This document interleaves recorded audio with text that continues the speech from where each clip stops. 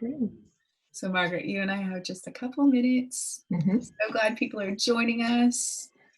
We can see the participants coming in just by their numbers only. We wish we were wish we were seeing their faces. Yeah, I would love to see people's faces. I think it's so important to see faces, and when we can, whether virtual or in real life, but yeah. Yes. And we love gathering. One of our favorite times to gather as a community is on Sunday for Sunday conversations. We get to see each other in virtual coffee hour. Oh, it's lovely. Oh, it's lovely. See kids and adults. And so glad people are coming. Yeah. I feel like, yes, this week has been a week of a lot of family reunion calls. I think it's just becoming part of the rhythm. You know, like, okay, who do we need to reach out to? What we need updates for? So new ways of gathering. Well, that's great. Cool. And anyone who's here can go to slido.com, SLIDO, event code 54867. Cheech will put that in. And you'll see questions that are already there, and you can upvote the ones that are important to you, the topics that you'd like to see have us discuss, and also put in your questions. You'll also see a participant poll. We're asking you the question, what's impacting your well-being right now? So if you want to head over there, we're so glad to see those questions coming in. Wait, one more minute for those friends to join us.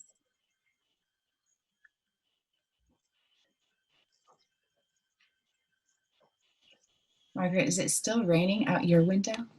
Raining? Hard for me to tell. Okay. Actually, right now, I live on Roosevelt Island, and I can hear the folks outside banging their pots and pans, doing their hollering. So you do the 8 o'clock. Yeah, at 8 o'clock. So it's happening right now. I can hear it through the windows. Right? So. I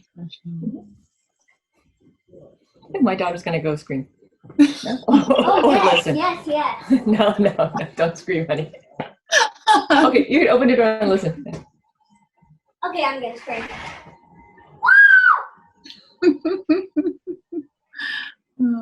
So the 7 o'clock cheering for healthcare workers combined with the 8 o'clock curfew, Roosevelt Island does 8. Okay.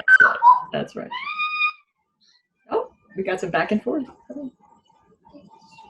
Well, I'm going to go ahead and welcome us then. We're so glad. So good to see Margaret. We're so glad that so many of you are joining us tonight. Welcome, friends. Welcome to our Together Apart, our Zoom call tonight. We're so glad to have our friend and a very important counselor to us and a friend to Redeemer Downtown, Dr. Margaret Yoon, with us. A little bit of housekeeping. We're running in webinar format, so participants, your mics are muted, and I'll be posing your questions to Margaret. So again, if you'll go to slido.com, SLIDO.com, you'll see the information in the chat. Event code 54867. And you can input your questions or read through the questions that are there and bump up the topics that are important to you. You'll also see that active poll, and we're just able to hear from each other. What's impacting your well-being right now? So you can see what others who are here tonight have written, and you can record your how you're feeling and what's going on with you. We're recording this conversation, and so the recording and the transcript will be available on the Redeemer Downtown website, and Cheech will put in that reference here so you can have access to that or share it with a friend. And we'd love for you to join us next Wednesday. We'll talk about work and vocation in this uncertain season. So again, we're so glad you're here, Margaret. She's a She's a member of Redeemer, also a double board certified adult and child psychiatrist. And she's going to begin our time by orienting us on peace and mental health in this time of pandemic. Margaret. Thank you.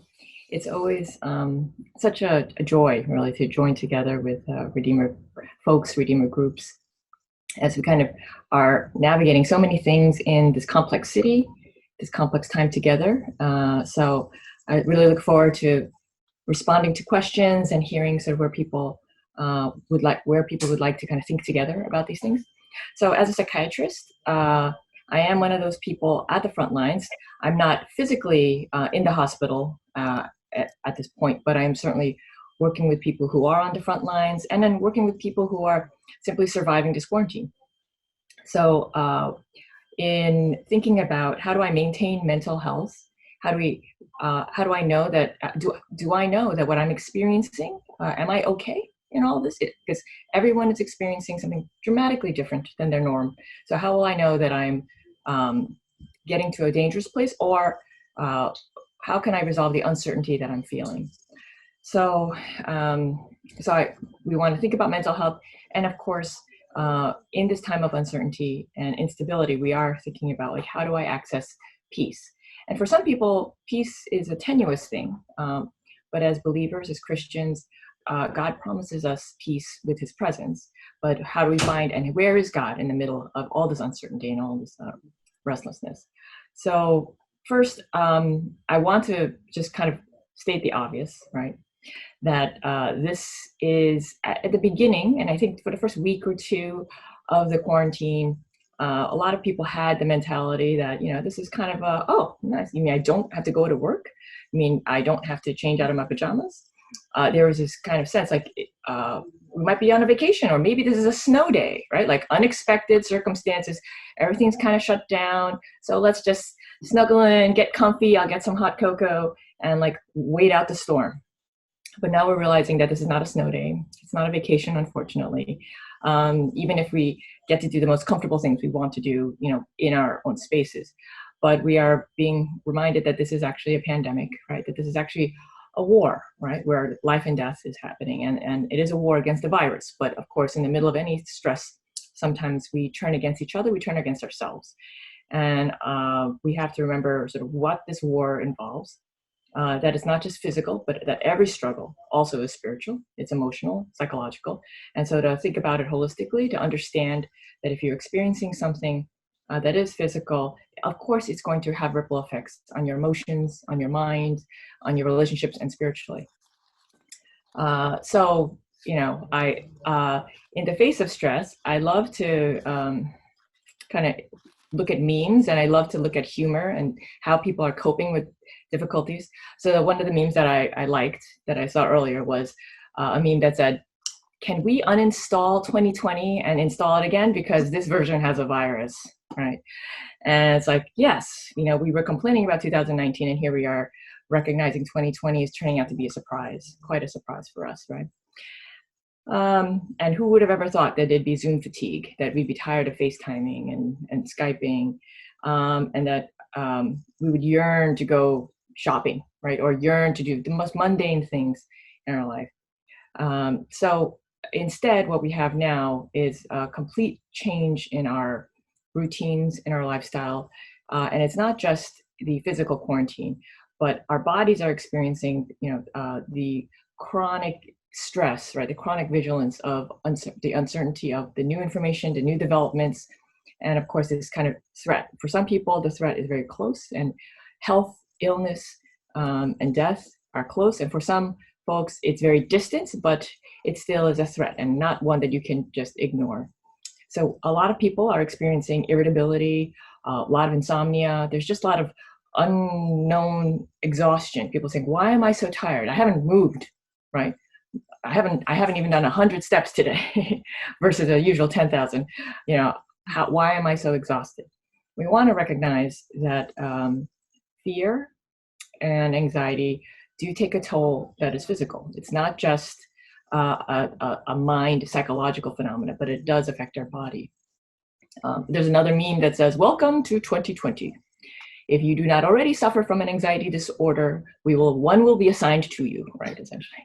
And I laughed at that partially because, of course, as a psychiatrist, I usually don't like it when people make fun of mental disorders, right? But this meme in particular reflects this corporate sense of helplessness, right? The sense that I didn't think I struggled with anxiety, but like now all of us are experiencing anxiety, and this is disorder. This is not the way it's supposed to be. If all of us are feeling fear, how can this be normal? How can this be right? And I just want to validate that this is not normal, right? We have to recognize the number one thing that I've been reiterating with folks that I sit with in session is this sucks. This is not the way it's supposed to be. It really sucks. And I think we have to give ourselves permission to grieve and to say, this is not the way it's supposed to be. This is not normal. This is not healthy. It's not okay. And to allow ourselves that arc to say, not to say this is not so bad and kind of minimize the heaviness of it, but to embrace it, to allow us to say, this is not how the year was supposed to go. This is not how I wanted to experience spring. And for some folks, they have had to cancel big life events, or they've had to spend time worrying about loved ones in the hospital, or have gone through their own illness. And this is, of course, not on anyone's plan. So to recognize that it is actually normal, and even though it's not what we would hope for in terms of mental health, but it is actually expected that we are corporately experiencing fear. And some people have wondered, shouldn't Christians have faith and not fear? But fear, I want to define as it is an emotion that, again, all of our emotions have been created by God and given to us, and they have a function. And so fear is the particular emotion that's meant to protect us, that's meant to warn us about danger, and it gives us energy and motivation to get out of harm's way. It allows us to avoid catastrophes, basically focuses us to say, what is the threat right now? Where it tips into anxiety and maybe even a disorder is where we then begin to generalize the fear into sort of what kinds of things have happened to me in the past, and I think it's going to happen to me again, or what are all the worst possibilities in the future, and then beginning to live in the future rather than look at the current risk, the current threats right now. But fear in and of itself is not sinful. Fear in and of itself is actually functional. If a person lives without fear, they might be in a state of denial, or they might just be blocked, but they are actually at higher risk, right? They are actually exposed to more threat. They are vulnerable, actually. A child that doesn't look both ways before crossing the street is actually more likely to get injured, and then other people have to worry for them, right? So there is not a single person alive, not a single human being who does not live without fear, right? And yet we are commanded, and some people have counted 365 times in the Bible, one for every day, they say, that we are commanded not to be afraid, do not fear in the Bible. And it's commanded so often because, again, anxiety and fear are universal human emotions and experiences. Even Jesus experienced fear. I mean, we can look at many Bible characters who have experienced fear, all of the patriarchs, all the apostles who are under persecution, again, they experienced fear, but even Jesus experienced fear, and Jesus did not sin. He experienced acute fear in the Garden of Gethsemane. He knew what was going to happen. He knew that he was going to die. He was facing death, that he would suffer and that he would die. And so in his fear, he did not sin, though. Even though this thought came, if there's a way out of this, maybe there is a way out of this. Maybe there's a way I can spare my life, right? But at the same time, he did not sin because he did what we should do. Immediately when we recognize our fear, cry out to God, to turn towards him, to turn towards God and say, okay, I surrender, not my will, but yours be done. And to actually weep. Again, he was sweating, he was wailing, he was crying. His friends weren't awake with him, so he was alone and lonely.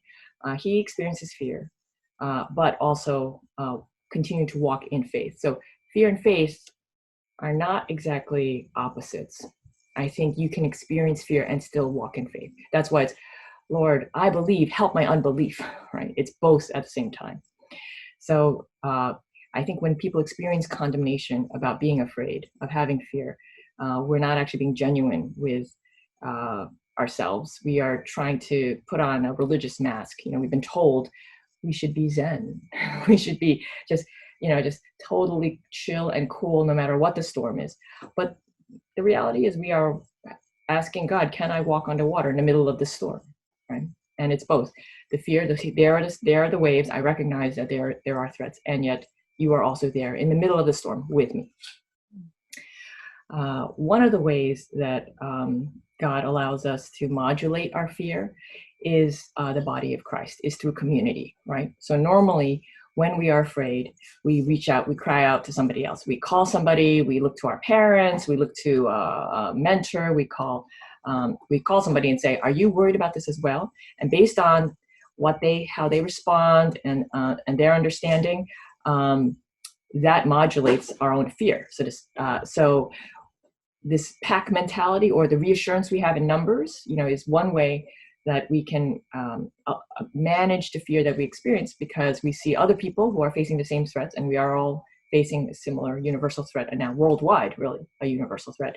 We are looking at each other. How is this country doing this? How is my neighborhood doing this? How are our leaders coping? And we're going to see a range of things, but at least we're all processing this together.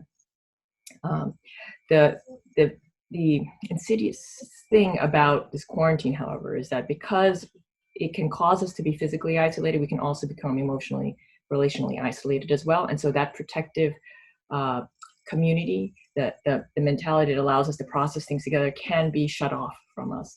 And so we can experience, I think, a greater sense of uncertainty and loneliness than we normally would. And I think greater amounts of fear that can then develop into full-on anxiety, and then eventually to an anxiety disorder where it becomes irrational, it's unproductive, it actually drains us of energy, and actually creates situations and consequences that increase our fear and anxiety. So I think all of us, instead of trying to find ways how to numb the fear and cancel the fear and silence the anxiety, I would say let's sit for a moment and allow yourself to investigate our emotions, to name them for what they are, right? And then we can understand what are they alerting us to, and maybe there's something deeper that has to be dealt with. So Lamentations 3:40 says, let us examine our ways and test them, and let us return to the Lord. So it's not just God, God, God, God, God, God, God, and make this all go away, and how come I'm suffering, and how come this is so hard, but it's also, okay, what am I feeling? And then take this to God. Where has this happened to me? Let me test it and see, have I experienced this before? Have I seen this before? Or is this a new thing? Where is this coming from? And ask God for wisdom and turn to him. So investigate your fear to say, okay, am I experiencing fear because this is uncertainty? Because I don't like not knowing what's going to happen, right? Is it grief? Because I have lost so many things in this period, whether it's opportunity, whether it's people that we love, whether it's grief that's very overt and obvious, I've lost my job, or if it's very subtle, like I've lost this potential future, this opportunity I could have had, right, because of what this is going to look like. Is your fear regret or disappointment? Maybe you felt like you could have done something differently and something negative came out. Or is it disappointment because you had high expectations for what, April was going to look like, and here we are, very, very different. But if, as you're sort of examining, like, what is it that is, that this fear is telling me, right? That I'm ruminating and kind of going over in my mind. I do want to recognize that there is an element of how much of my fear is driven by the loss of control, and then how can we respond to the loss of control instead of efforts to regain control, but actually to have more surrender and surrender to God. And this is very hard. This is actually a lifelong struggle. This is the struggle that we will have for the rest of our human lives, because the desire to be autonomous, the desire to self-determine, the desire to basically be God, right, is the wrestling match that we have within ourselves with control. Is that sin? Well, I think just like emotions inherently are not sinful, but it's what we do with our emotions that can become sinful, right? The choices we make that are driven by anger, that are driven by fear, that is what we are held responsible for. But just having the thought, just having the feeling, just having the emotions inherently is not sinful. I do want to briefly talk about grief And Elizabeth Kubler-Ross outlined different phases of grief. They're not really stages of grief. You've all heard of different stages, but you don't actually go through them sequentially. We kind of bop around, basically based on your own experiences, your history, but they include different phases. And so you will have phases where you are going through denial or shock. And I think many people just were in shock, like you felt numb, or you felt separated, or as if this were a sci-fi movie, or this is unreal, or just, I'm not worried. I just feel it's not affecting me yet, right? There's denial. There's also anger, the desire to blame something or someone for this, to scapegoat or to hook it on, a person or a people group or a nation or whatever it is. There's also the bargaining testing phase, where you are trying to say, well, if I do the precautions up to this point, then what can I get away with, right? Can I negotiate the price down, right? Can you cut me a deal, right? Then the other two phases include depression, which she did not mean clinical depression, but it is the state in which you become sort of, you exhaust the ends, you exhaust yourself to the ends, and you say, I have to sit down. Like, I have to endure this and find a way through this, but I will not fight any longer, right? But eventually, after you come to a period of depression, which can be somewhat negative, you can get to a point of acceptance. And acceptance, people can find moments of acceptance in various stages. You can have acceptance about how this quarantine is affecting you personally, but then maybe not in terms of your job or in terms of the nation or the world. But acceptance is the point at which you are able to see it for what it is. And it's very different than denial, where you're not seeing reality. Acceptance is actually recognizing reality. So I want to encourage everybody to kind of reflect, if you find yourself in one of these phases, to allow yourself to kind of get through the phase, to process it, not just deny the grief or deny the anxiety or deny the stress. And the other piece to remember is that God has been with his people through many pandemics in the past. This does not surprise God. He is not surprised. He is timeless, really. He has seen all of history already, right? And whether it's the 10 plagues in Egypt with the Hebrew slaves, whether it's the bubonic plague, whether it's plagues and pestilence near or far, that God has seen it all, and that he has understanding that we cannot grasp, but he ultimately, he doesn't ask us to figure this out for him. He doesn't ask us to get the right answer on a test that he's going to give us at the end of time. He is looking at our hearts. He's looking at our characters. He's shaping us to become more Christ-like and to draw closer to him.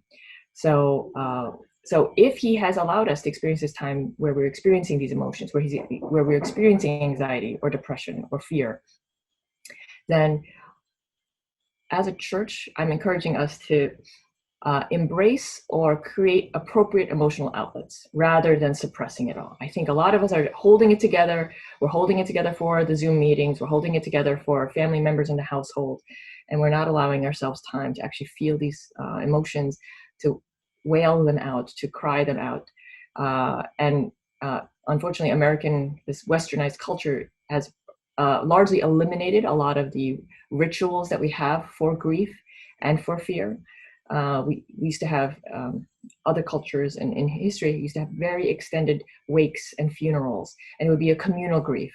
And we see this rarely when a celebrity or prominent person passes away. Then we see all of a sudden this outpouring of grief as a community. But individually, we often don't allow ourselves that time and space.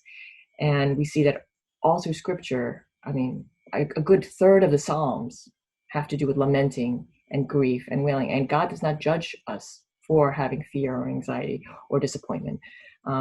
We're actually meant to bring them to him so that we can be honest with ourselves. He's not surprised by what we're feeling. He already knows what we're experiencing, but it's really for us to recognize what we're going through, to bring it to him, and then ultimately surrender, because he does not change, and he is the source of our stability and our peace. I will say, if you don't find an appropriate outlet for your fear, for your anxiety, for your stress, ultimately you will find an inappropriate outlet. And that is why I've seen this explosion of jokes and memes about alcoholism, right? I mean, about the amount of alcohol that is being consumed, as a way to numb and to disengage from the threats and the anxiety.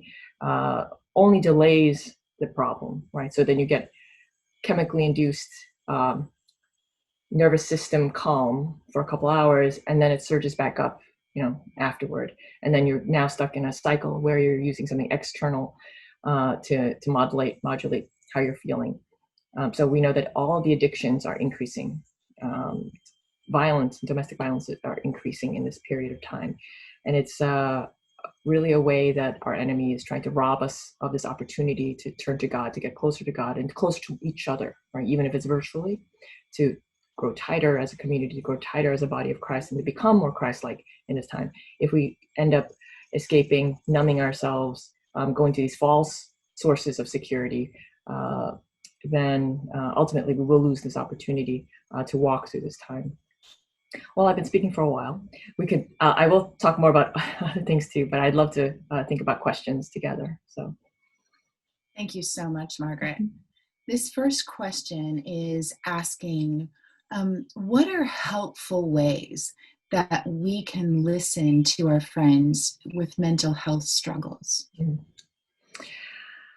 So at this time, if people are vulnerable, maybe have had, so just as we know that people with physical health struggles are more vulnerable at this time. So if you have a respiratory condition, we're being very vigilant. We're trying to be very protective of people with existing physical conditions. In the same way, folks with mental health conditions may be more vulnerable. Not all of them. I mean, some folks with certain diagnoses are doing beautifully in this time. Particularly the people that I see that are kind of shining and in a way are people who have had PTSD in the past and have processed trauma in the past, and they have developed ways to cope and monitor themselves and protect themselves, but still operate. They are doing beautifully in this time because they're recognizing, oh, this is similar to when I was dealing with that struggle or this threat, and it was unsafe, but the things that I have to do to take care of myself are X, Y, and Z. And so they're very cognizant of their own state.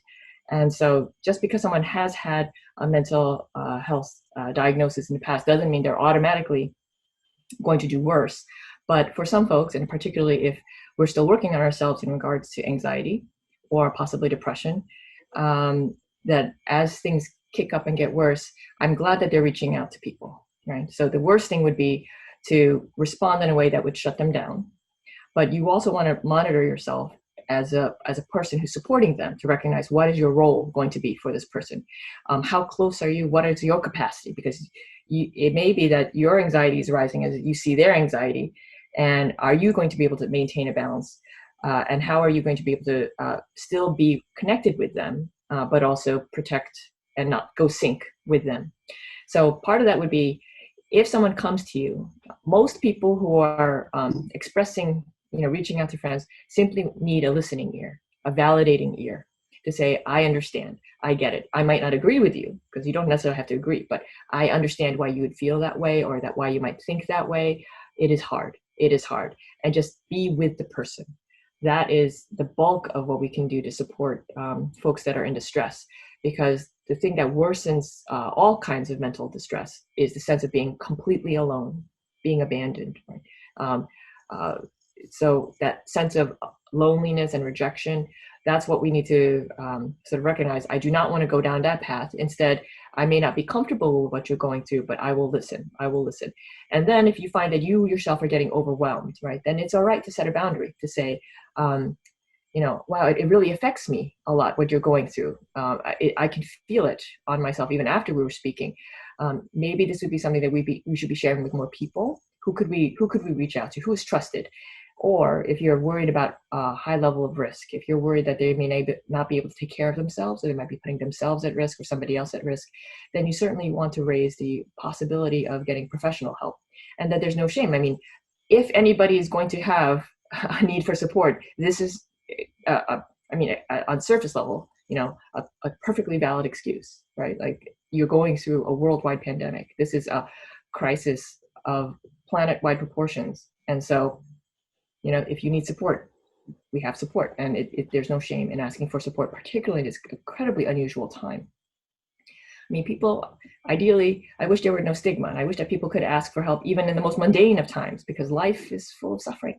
there is suffering, as well as joy and treasure and, you know, amazing things, but suffering is part of life.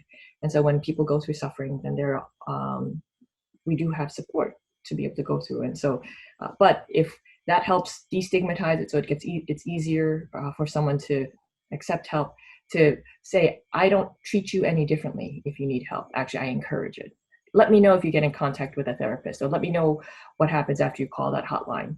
And just let them know you are not, that you aren't failing, they aren't failing. It's simply recognizing what they're dealing with and then extending the help and spreading it around. So validate. You don't need to fix the problem. Don't accept responsibility for fixing the problem. You didn't cause a pandemic. You didn't cause them to lose a job. So if you take that burden on, you will begin to really burn out. You will begin to get overwhelmed. But just validate. Say, it is hard. It sounds sad.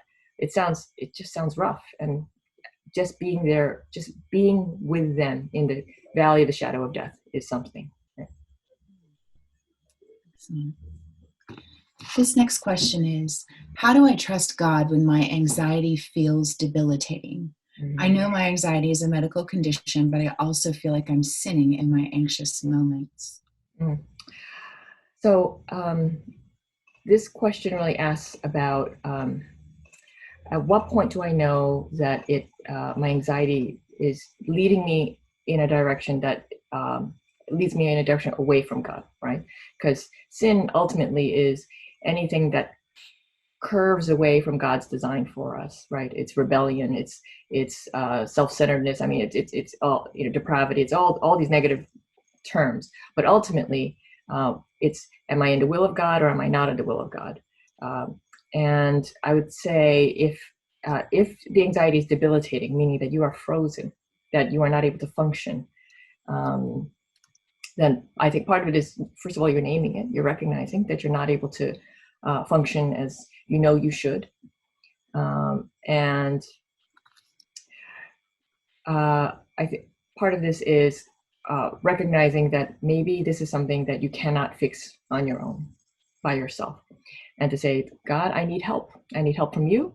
And I may need help from your body, right? Who can I reach out to for help?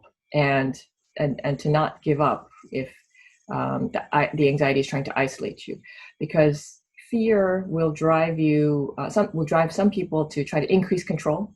So then we try to get more data, get more information, or try more strategies, right? To routinize our work, or to discipline ourselves, or to beat down our body so that we can kind of overcome. But at some point it becomes debilitating because our bodies can only take so much, our mind can only take so much.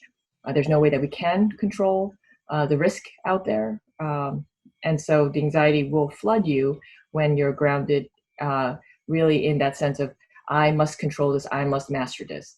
And God never asks us to master. He asks us to surrender and submit. So he will bring us to the end of ourselves. We are all doing this control struggle. And he gives us enough so that we can bear it and then realize, I can't take a moment more. And then he surpasses us at our capabilities so that we become weak, and then he becomes stronger. So fear and anxiety can move from an emotion into a stronghold. And a stronghold is essentially, and this is what we battle, right? We battle strongholds. It's essentially, it's a whole system of thought that we have that reinforces itself, that feeds the anxiety so you don't have peace, that feeds the anxiety to say you'll never get better.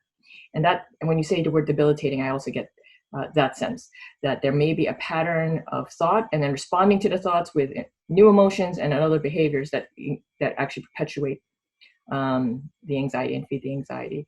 So remember I said, identify the feeling and then step back and test it and say, is this really based in reality, or is this an echo of my past? So many of us, if we don't deal with things from our past, if people have had trauma in the past where they've lost control, where they've been face to face with death, maybe where they've had sudden losses, they've lost their job before, they've lost family members before, or they've had to move abruptly, right? If you haven't dealt with those traumas in the past, this situation is certainly going to bring them back up. And it's an opportunity. God is giving you an opportunity to say, let's heal that. Let's recognize it for what it is, and let's heal that so that out of what you have suffered, you will become stronger and you'll be able to bless other people with what you've come through. So I have a verse, it's 2 Corinthians 1:3-4, and it says, praise be to God, right? The Father of compassion, the God of all comfort, who comforts us in our trouble so that we can comfort those in any trouble with the comfort we ourselves receive from God. So we are going to go through trouble. It allows us to experience God as the comforter, the only comfort, really, the only comfort that we have in this life, in this world. And then we will be able to extend and simply channel that comfort to other people. If you have a block that doesn't allow you to receive comfort from God, then he also is as motivated and more motivated than you are to clear that block away. So take this opportunity to say, if I feel debilitated, if I feel paralyzed by this anxiety, God, I need more help. I can't do it on my own. And shame will block you off and cause you to not respond or hide it from other people. But at this point, and especially as we're isolating and it's just very difficult to reach out, to take the time to don't give up, reach out to your pastor, reach out to a trusted friend, reach out to a family member, be honest, and ask God, Lord, please lead me to the person, right, who will help me bear this burden and will lead me to some more support. Because if you're debilitated, then it is too much for you alone. So don't do it alone. Don't do it alone. Let's all worry together and we will get through this together. God has given us to each other as a body. Mm-hmm. This next question is, could you please talk a little bit about compassion fatigue or secondary traumatic stress and how to address it, especially as an introvert? Yeah.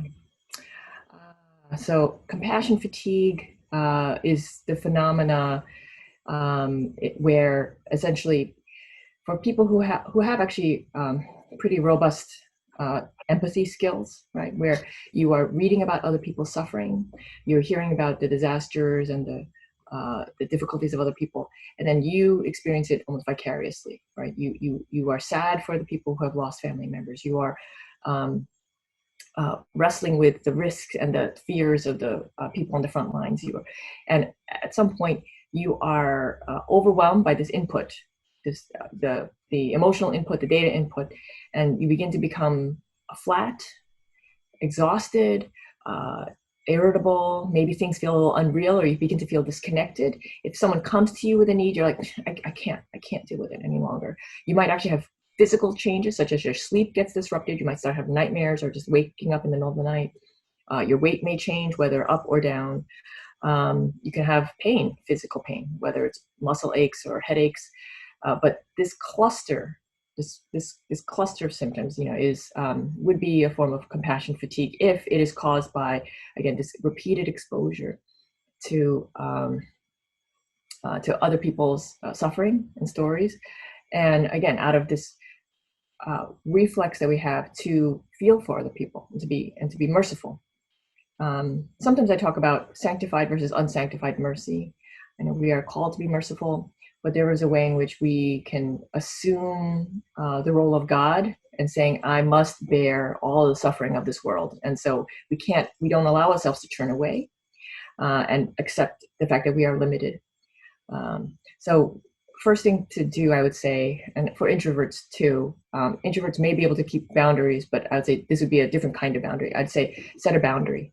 Okay? Boundaries are not walls. I would not say cut yourself off more from people or cut yourself off entirely from information or communication, but in recognizing that, I've let my boundary go. I am flooding myself with too much information. I'm flooding myself with too many stories. I'm hearing from too many people. I'm actually seeking out, what is the worst story today, right?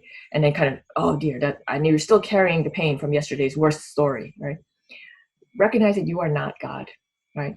You cannot hold the suffering of this world. There was only one person who actually carried the suffering of this world, and you are not Jesus, right? He did it already. He did it. So we need to slow down, stop, recognize I am trying to be God here. I'm trying to be Jesus here, right? And say, who am I? And recognize because of what Jesus did, we are sons and daughters of a heavenly Father who has the control, who has the power, and yet allows us to walk through periods of suffering, right? So let Jesus carry this. Let him carry this situation, because he has already, but we often kind of grab it back and say, let me carry it. I can do it. Let me try it, and then it crushes us, right? And then ultimately a boundary, again, like I said, is not cutting it off, but let him direct you to the piece that you can carry, the part of it that you can carry, because we are all parts of his body. And so we are, each one of us are created, are crafted to do a particular work. We're not supposed to do it all. We can't do it all. But each of us, through our gifting, through our talents, through the situations that we're in, our family background, the opportunities, the relationships we have, there's something that you are called to do. So it is actually a good thing to set a boundary to say, I know that I'm created to serve in a certain way. So let me do that with my full strength. And then you will feel that rejuvenation. You will feel God saying, yes, this is what I have for you. And when you are able to operate in that vein, then even if you are working hard, even if you are bearing particular burdens or particular suffering, you will have a sense of purpose, and you'll be energized. Even if you are tired, bone tired, you will still have that joy and that sense of, oh, I see what God is doing because I'm just doing part of what he's doing, right? So taking that approach, right, to saying, okay, there's so much out there, so much need out there. So limit what you're taking in. I would limit news intake, limit social media, don't look for the worst stories, the shocking stories, because again, we are being consumed emotionally. Our emotional energy is being consumed for the sake of really consumerism, right? For ad revenue, ultimately, right? For some news channels or media streams. Recognize where the negative inputs in our lives. And this may be actually people that we are quarantining with, right? So some of us are with family members or friends who actually veer towards the negative, veer towards, the paranoid or the take mindsets or opinions that are actually demoralizing and draining. And if you recognize that that is happening, set a boundary as well. Doesn't mean kick them out. Don't kick anybody out, but it may mean limiting your time with them, right? Allowing them to know, like, that's all I can do in terms of this conversation. Can we do something else? Or I'm just going to take a break, or I'm going to go for a walk. And demonstrating that you can still be in a relationship with them, but you are setting a boundary on how much you're going to absorb and take with the people that you're with.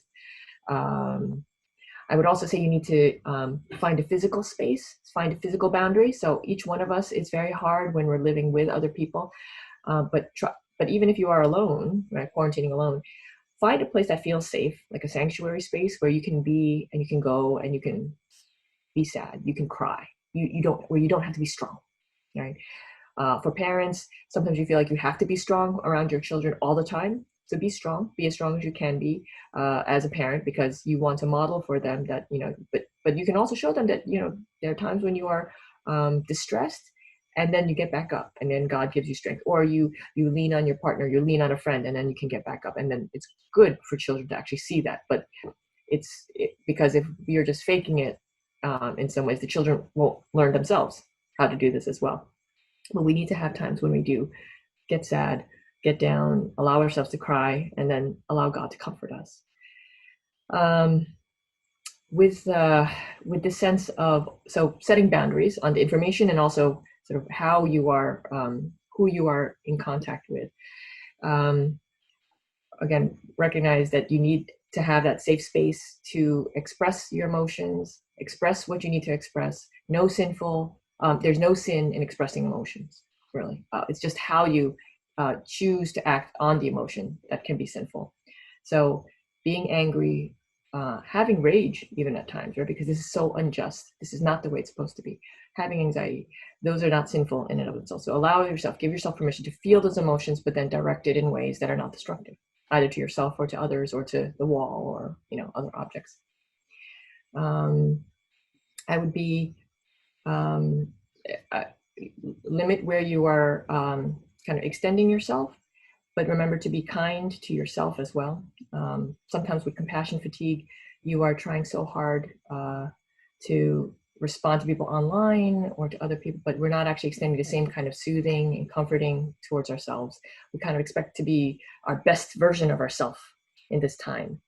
And again, that's a form of trying to be God, trying to get yourself up and be Jesus. In fact, you might want to say, you might lower your expectations a bit. You might say, I'm actually weaker than I thought I was. I'm actually not that good a person. I'm not as accomplished or not as stable or not as mature. Look at how I'm regressing. A lot of people are going backwards. we see children going backwards in time. They're like the 4-year-olds are acting like 2-year-olds. We see teenagers who are, suddenly craving all the kid shows, and we see adults who are acting like teenagers now, right? And that's a understandable, predictable reaction to any form of stress, because we go back to things that are more comfortable and solid before we return to places that we're growing and developing. So allow yourself to say, okay, this is temporary, but right now I do need comfort. I do need security. I do need to turn off the TV and have a proper bedtime at night, right? The way that your parents might have done for you, right? And then for the introverts, just because you're introverted, I think what you're describing there is being with people is draining. And so that may be contributing to the compassion fatigue. But do not forego meeting with people, because we are meant to process this relationally. So it doesn't mean do it very long or do it with a whole bunch of people, but don't forget to connect with somebody every day, at least one person. And ideally for more than, 10 minutes, it should be 15, 20, 30 minutes, really substantial conversation, even if you're not talking that much, but you're just sort of with each other, eating meals virtually with each other. It will make a big difference. I could say more, but I think with the opportunity to look at, okay, maybe I have overextended myself. Maybe I've tried to take on the burdens of this world. This is an opportunity to say, God, who have you created me to be, right? What is the meaning of this? What is the lesson that you want me to learn through this, right? Let's go deeper rather than spread ourselves thin and try to fix so many things. And essentially, I think of Romans 5 that says, suffering produces perseverance or endurance, and then endurance character, and then character hope. And I think, what character, right? I know what suffering is. I know what perseverance or endurance is, but what character? And again, the character that is being produced in us through those sufferings is the character of Christ. We become Christ-like, but we don't turn into Christ, right? We become like Christ. And then when we see that character developing in us, we experience, and suddenly hope emerges. And what is this hope? That we win? Is it hope that we get the most toys? Or no, it's an eternal hope, right? It's a hope that actually surpasses everything physical, everything that's time bound. It's a hope that one day we will understand, that one day we will experience that boundlessness, that eternity with God, right? And we will have a glimpse and understand his beauty and the completeness of it, and in a way that we can't imagine now. So I would say, let's not waste this suffering as much as it can feel meaningless. Like the meaninglessness can really get to us, the randomness can get to us. To God, there is a purpose, and he will redeem. I don't believe that God wills us to suffer, that he wants us, that he desires and craves suffering, but he redeems. He ultimately redeems, and in that way, it is in his hands. So I would say, take this time to go deeper, to understand what God may be doing, to ask God, what are you showing me? And it may be the first opportunity to actually sit in solitude and silence and listen for how God is leading. He may bring a scripture to mind. A praise song might run through your head, or like, wait, what was that? And go look it up, listen to it, kind of swim in it, and give God time to really stir your spirit, right? Because as believers, we have the Holy Spirit within us, and the Holy Spirit wants to lead us. We just kind of usually push him to the side and say, I'll do the best I can today, and you give me a grade. But this may be a time when we feel helpless and sort of overwhelmed, say, I do not have the compassion, I do not have the energy and strength to fix this all. What should I do? That God will open the doors and say, I created you to do this piece. You can do this well. Go and rejoice, enjoy doing it well. And then it will be a very different way of navigating these kinds of challenges. This next question is from someone who acknowledges that they suffer from depression and anxiety.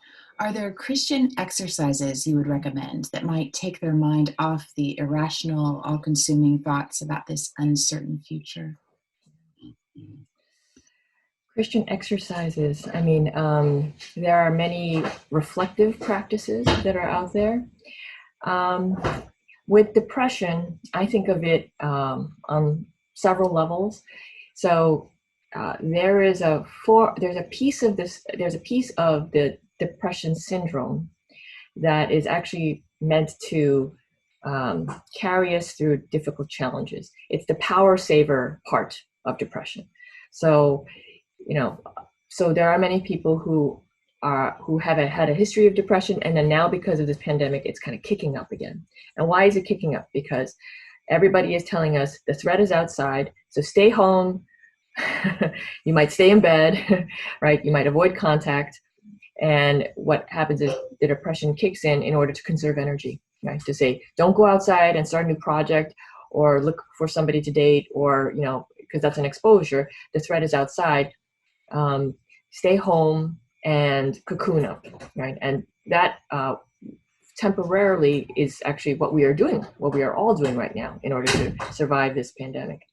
But where depression becomes dysfunctional, a disorder, is where it prevents you from actually being open to recovery, being open to ways to grow. It actually starts to lead you to places of hopelessness and self-focus, and ultimately frustration, and then death. So if you recognize that physically the depression is kind of pulling you into a very negative place, where you are not showering, where you are not eating regularly or well, where you are sleeping ridiculous amounts of time every day, and you're losing days essentially, right? Then physically, I would say, recognize that God has given you a body, that your body is good. And he wants us to steward our body, take care of our body. So do good things for your body, even though the depression is telling you to just stay in bed and eat carbs, essentially, right? This means, as a Christian exercise, I mean, it's so weird. In Western Christianity, we don't have a lot of good physical self-care. We end up turning to a lot of, I would say, questionable physical practices.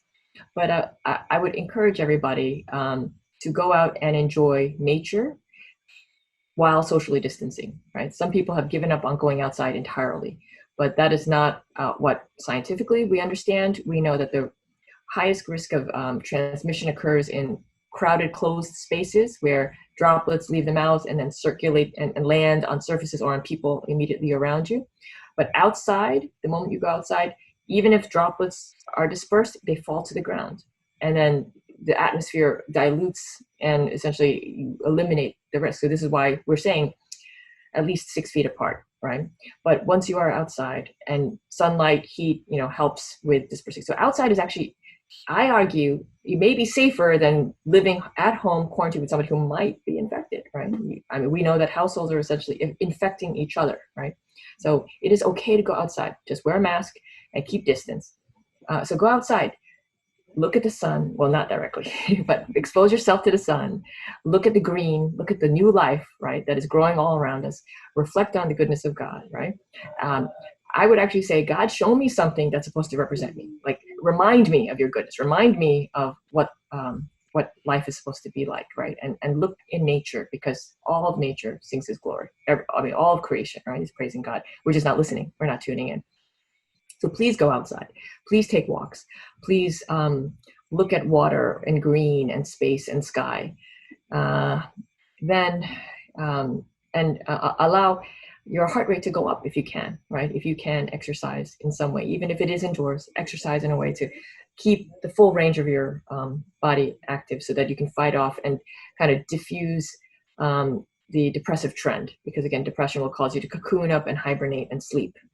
So we need to activate, even if it's just for 20 minutes a day, right? So that's the physical component. Emotionally and cognitively, again, there are many different forms of depression. Some depression is very negativistic and sort of futile and thinking. Other depression is very anxious and kind of, gerbil, spinning in a wheel kind. Recognize what is kind of the main theme of your thoughts. Examine them, recognize if it's fear, then what is this fear? Is it really guilt? Is it really loss of control? Is it I'm having difficulty because I can't kind of overcome all the risk, but identify it, and then again, call it what it is and bring it before God. There are prayers of examine that also can lead you through So this by Saint Loyola, I think, but basically leads you through reflecting on your day, reflecting on your thoughts, right? And so instead of dissociating and numbing ourselves from what we've been experiencing, allow yourself to reflect in a constructive way and allow God to be present sort of in our past, so that it doesn't just become this fog of negativity or anxiety. And then spiritually, depression, I see, sometimes invites things that are not holy. And this might be a time, if you recognize that depression is creeping up, you might say, God, is there something that I need to house clean, right? But spiritually in myself. Is there an idol that I need to clear out, right? Am I too dependent on relationships, right? Have I idolized money? Have I idolized certain kinds of wealth or security? Like, where's my security? And help me clean house now, right? Because spiritually, it will feed the depression and essentially lead you away from God, lead you away from life, and lead you towards self-centeredness and death. So it's also an opportunity to kind of clean. So that those, I would think about it physically, I would think about it emotionally and cognitively, mentally, because those two things are intertwined. Your thoughts kind of affect your emotions kind of determine the tone of your thoughts, and then spiritually. Thank you. The piggybacking question there was anything indoors for self-care. You covered a lot of it.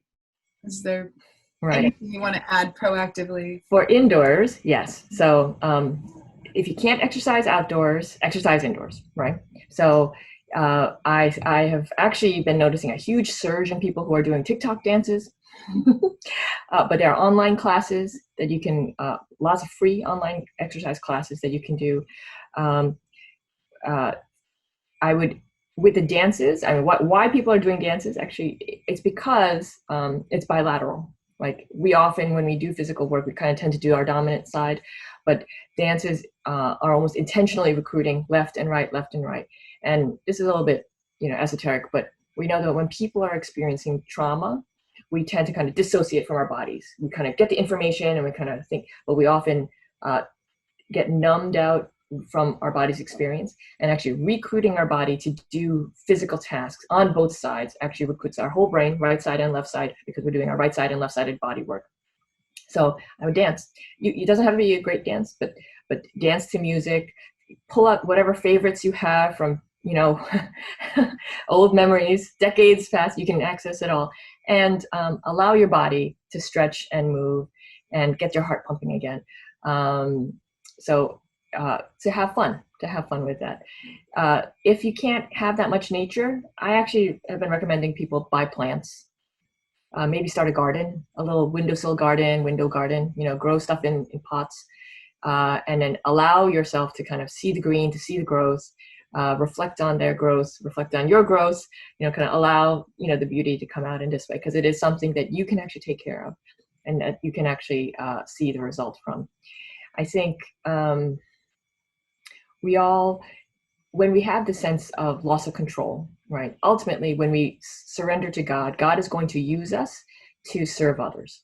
I think if we run ahead of God and say, I've got to serve people, I've got to figure out how to do this, then we can get ourselves into trouble. But even when you are indoors, you can, if you are overwhelmed by what's going out there, Mr. Rogers said, look for the helpers, and that's important. But then ultimately, we will be called and become a helper in some ways. So there is a way indoors to cope with the sense of loss of control. Ask God, how can I help in my small way, right? And then maybe there will be a certain task that you can do, whether it is helping your neighbor or cleaning up something or, sending letters of support or organizing things. But there are many ways, small things that we can do to help that actually will do a lot to kind of calm this overwhelming sense of helplessness that we feel. But I would say, let God lead you into that. And again, these are things that you don't necessarily have to leave home to do, but look for ways that you can help. And it's not just about big things like being out there exposed and, subjecting your body to all kinds of risks. I'm glad that we are recognizing and celebrating people who are putting their lives at risk to serve others, but we can all serve each other. We need everybody. It's not just the people on the front lines, everybody. need each other in this time. Margaret, thank you so much. There are many questions we did not get to. Are there any closing statements you'd like to make for us, and then I'll close us? Yes. Yeah, I mean, there's a lot that we are all going through, but I think there is, in recognizing that we are in this state of fear and then really surrender, there is a way in which people are seeking peace that is actually separate from God, that I know that ultimately will be frustrated because in some ways it assumes that humans can surpass, what is uncontrollable, right? This is not in our control. And just through sheer human will and even scientific efforts, right, we cannot bring this under control completely, right? It will take time. It will take time. So I would say, let's not fight and waste energy by allowing the fear and anxiety and the desire to control to consume. But I encourage you to recognize who you are relative to God, who you are relative to brothers and sisters in Christ, who we are relative to all the people in this world, right? And say, I surrender, God. I surrender to what you are doing. I don't completely understand it. Emotionally, it feels uncomfortable for me, but be honest with God. God can take your emotions. God can take your upset. God can take your anger. But as we surrender, then that purpose and ultimately his peace that passes understanding, right? It has to surpass our understanding, because there is no peace right now. If we try to just look at this logically, there's just too much brokenness, too much self-centeredness, too much competition for anything to be consistently altruistic and benevolent, outside of, if we look at humans. But ultimately to say, go to our Creator, go to our Father, and say, I surrender, and lead me, show me what I should do. And so that's what I would encourage at this time. But I'm glad that we've been able to speak about this, and thank you for your questions. Thank you. Thank everyone for joining us. We leave you with this scripture from Romans 15. May the God of hope fill you with all joy and peace as you trust in him, so that you may overflow with hope by the power of the Holy Spirit. May the Lord be with you tonight. We would love to see you next Wednesday if you can. We'd love to see you on Sunday for worship and for our online conversation. Thank you for joining us tonight. Thank you, Margaret. We so appreciate you. Thank you, everyone.